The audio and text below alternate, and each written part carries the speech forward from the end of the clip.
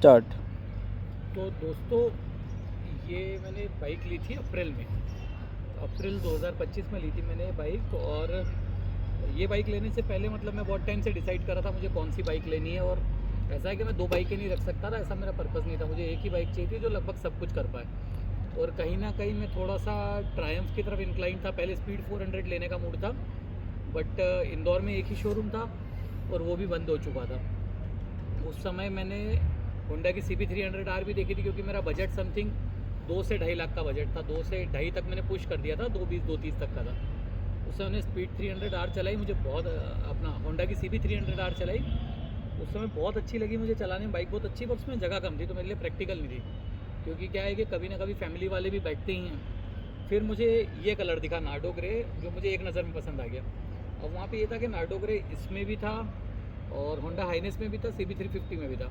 पर जब मैंने CB350 चलाई ना, तो उसकी जो हैंडलिंग है वो आपकी RS और हाइनेस जैसी नहीं है। वो काफ़ी क्लासिक 350 टाइप की है। प्लस उसकी जो मेन राइडर की सीट है वो थोड़ी सी ब्रॉड है, तो अगर आपकी इनसीम कम है तो पैर नहीं पहुंच पाते। अब हाइनेस क्योंकि मैं पहले चला चुका था और मैं थोड़ा सा इंक्लाइन था जब लॉन्च हुई थी तब से उसकी तरफ। फिर जब मैंने RS चलाई तो मुझे बहुत अच्छी लगी।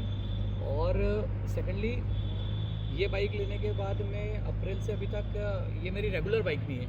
मतलब रूटीन में मेरे पास होंडा की CB ट्विस्टर है 100cc की, जो मैं चलाता हूँ। ये मैं सिर्फ वीकेंड्स पे चलाता हूँ और नाइट में जब काम से फ्री हो जाता हूँ तो थोड़ी देर चलाता हूँ। तो ये मैंने अभी तक बाइक चला दी है, उसमें देख के बताता हूँ आपको, 8,201 किलोमीटर। 8,201 किलोमीटर करा चुका हूँ। इसकी 2 मेजर सर्विसेज हो चुकी हैं और सर्विस भी समथिंग इसकी 2 से 2,500 तक ही पड़ती है, तो वो मैनेजेबल है।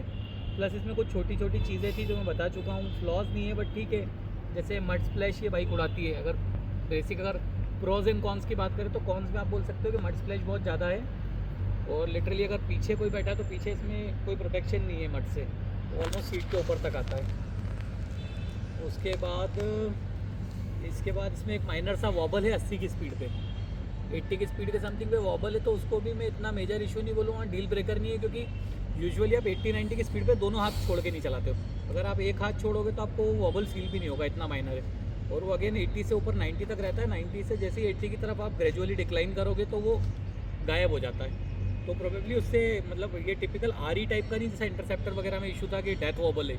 तो ये डेथ वॉबल नहीं है कि गाड़ी गिर जाएगी। गाड़ी अचानक से हल्का सा वॉबल करती है और फिर नॉर्मल पेस पे आ जाती है। तो वो एक इशू था इसमें। प्लस एक रस्टिंग का इशू है, तो वो भी माइनर है, आप WD-40 वगैरह लगा के कर सकते हो। प्लस हाँ, अगर जब परफॉर्मेंस की बात आती है तो बाइक एकदम 10/10 है। मैंने इससे नॉन स्टॉप भोपाल की राइड की थी, अराउंड 260 किलोमीटर्स। सीट कंफर्ट बहुत अच्छा है, कुछ एक्स्ट्रा नहीं था मेरे पास, नॉर्मल सा हेलमेट था, राइडिंग जैकेट भी नहीं था आई गेस उस टाइम। और सीट पे भी मैंने कुछ अलग से लगाया नहीं था। उसके बाद भी मैं मेरे घर से निकला था, भोपाल पहुंचा था, 260 किलोमीटर विदाउट एनी ब्रेक मैंने चलाई थी। अराउंड 3 सवा 3 घंटे में पहुंच गया था। तो उसमें ये था कि मोस्टली हाईवेज़ पे मैंने 100-110 ही क्रूज़ किया था। ये बहुत स्मूथ है, किसी और बाइक में हो नहीं पाता, इतना ईजी नहीं है, मैनेजेबल, बिल्कुल वाइब्रेशन नहीं। आप मतलब 100-110 पे आप इतना चिल होकर बैठते हो कि आराम से आप एक हाथ टैंक पे रखो और ईजीली चलाओ उसको, वो कोई इशू नहीं है। तो एक तो बहुत रिफाइन इंजन है और मैन्यूवरबिलिटी इसकी ज़बरदस्त है, मतलब गज़ब मैन्यूवर होती है। कितना ही ट्रैफिक हो, एक बार आपने गाड़ी उठाई तो आपको वेट बिल्कुल फील नहीं होगा। उसके बाद लॉन्ग टर्म में लोग इसको 1-1 लाख किलोमीटर पार कर चुके हैं, तो वो भी एक बहुत बड़ा क्राइटेरिया था मेरा। प्लस मैं इतना ज़्यादा टेक्निकल नहीं हूँ, तो मैं बाइक इतनी ज़्यादा मेंटेन करने में विश्वास नहीं रखता हूँ, ये नहीं बोलूँगा, बट थोड़ा सा आलसी हूँ, मैं नहीं करता हूँ मेंटेन।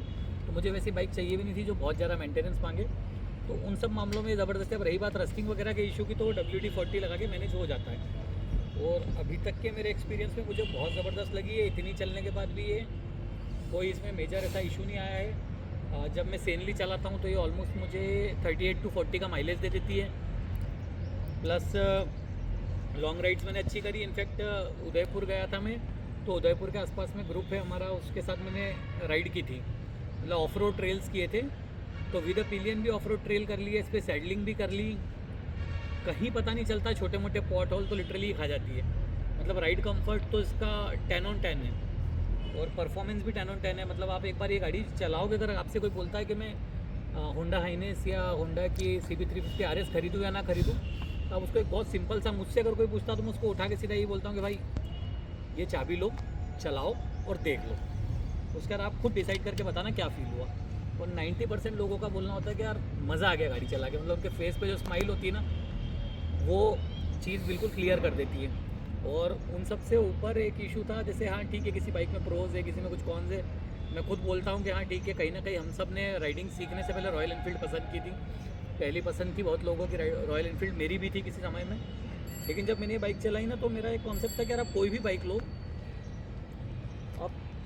आप कोई भी बाइक खरीदो तो आपके पास एक बेसिक कॉन्सेप्ट ये होना चाहिए कि यार अगर आप पलट के उस बाइक को देखने की आपकी इच्छा नहीं होती ना, तो लेने का कोई सेंस नहीं। तो लुक्स भी दोस्त मैटर तो करते हैं। तो ये अभी तक का मेरा रिव्यू था, प्लस अब 11,000 किलोमीटर की जब इसकी मैं सर्विस करवाऊँगा, वो एक मेजर सर्विस होगी, तो तब मैं उसकी कॉस्ट क्या है वो भी बता दूंगा, और क्या एक्सपीरियंस रहता है मेरा सर्विस सेंटर पे। हाँ एक और चीज़, लोग कहते हैं कि यार इसका जो सर्विस सेंटर है ना सिर्फ बिग विंग्स पे, लेकिन मैं आपको एक चीज़ बताऊँ, बिग विंग अगर आपके शहर के आसपास है, जैसे मुझे भी 120 किलोमीटर जाना पड़ता है, पर आप ये देखो कि बिग विंग पे आप अगर प्रीमियम पे कर रहे हो तो वही बंदे आपकी बाइक की सर्विस कर रहे हैं जो साला 40-48 लाख रुपए की गोल्ड विंग की सर्विस करते हैं। जो लोग गोल्ड विंग की सर्विस करते हैं, जो लोग अफ्रीका ट्विन की सर्विस करते हैं, वही आपकी 356 की बाइक की भी सर्विस करते हैं। प्लस वहाँ पे इतनी ज़्यादा ट्रांसपेरेंसी है कि जब आपकी बाइक सर्विस होती है तो एक लॉन्च बना रखा उन्होंने, एक प्रॉपर लॉन्च बनाया, वहाँ पर आराम से बैठ के कॉफ़ी पियो। वहीं पे एक वॉल है इसकी, मेरे अपना ग्लास की वॉल है, और उसके साइड में आपकी बाइक वहीं पे जस्ट साइड में, मतलब सर्विस बे है उनका,